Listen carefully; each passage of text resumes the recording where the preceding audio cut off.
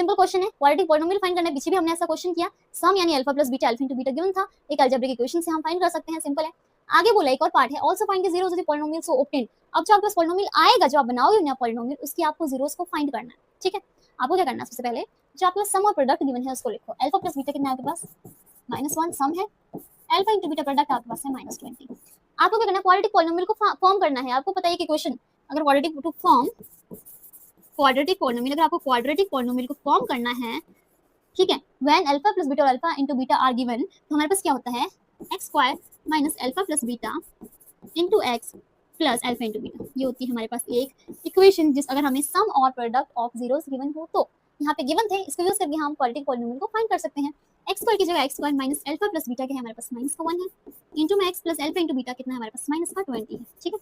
अब आप क्या करो, ओपन करो, x square minus minus plus x -20, ये आ गया हमारे पास एक क्वाड्रेटिक पॉलिनोमियल जो हमें फाइंड करना था, ठीक है, सिंपल है।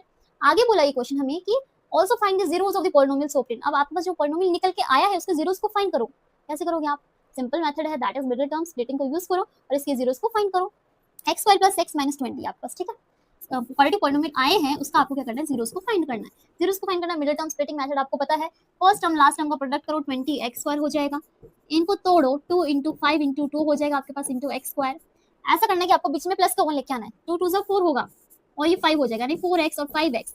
और क्या करोगे आप, 1 लेके आना है, यानी 5x में से 4x को माइनस करोगे, यानी अब आप ऐसे लिख सकते हो, अगर आपको कंफ्यूजन ना हो तो आप ऐसे लिखो, बड़ी वाली टर्म को पहले लिखो, दैट इज 5x, बाद में लिखो 4x और बीच में माइनस का साइन लगा दो, तो ये ठीक है।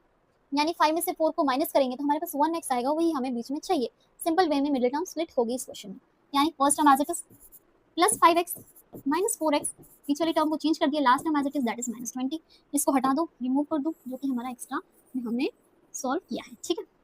अब देखो आप -20 है, अब देखो सिंपल कॉमन लो, दोनों में क्या कॉमन है, x स्क्वायर है, यहाँ 5x है, x ही कॉमन आ रहा है, x स्क्वायर में से x कॉमन आ गया, x बच गया, प्लस का साइन, x कॉमन आ गया, 5 बच गया, माइनस माइनस दोनों, माइनस साइन बाहर ले लो कॉमन, माइनस बाहर आ जाते हैं तो अंदर जो होते हैं हमारे सारे साइन चेंज हो जाते हैं, यानी माइनस है अंदर तो वो प्लस हो जाएंगे, अपोजिट हो जाते हैं, यानी माइनस का साइन है, 4x और 20 में से 4 कॉमन आ रहा है, देखो अंदर प्लस का हो जाएगा तो x बच जाएगा ओनली, यहाँ माइनस था यहाँ प्लस हो जाएगा, क्योंकि माइनस हमने कॉमन ले लिया, अंदर सारे साइन चेंज हो जाएंगे, 4 5 से 20 यानी प्लस का 5, x प्लस 5 आ रहा है, कॉमन लो, x plus 5 common, x minus 4 बाहर, दोनों क्या है, जीरोस निकालने हैं, equals to 0, x plus 5 equals to 0 रखो और x माइनस 4 को भी आप 0 के इक्वल रखो। x की वैल्यू आपके पास आएगी प्लस 5 इधर जाके -5 और x आएगा आपके पास प्लस -4 इधर जाके हो जाएगा आपके पास प्लस का 4, यानी अल्फा आपके पास आ गया माइनस का 5, 0 x 0 आपके पास -5 और दूसरा 0 दैट इज बीटा आपके पास आ गया 4।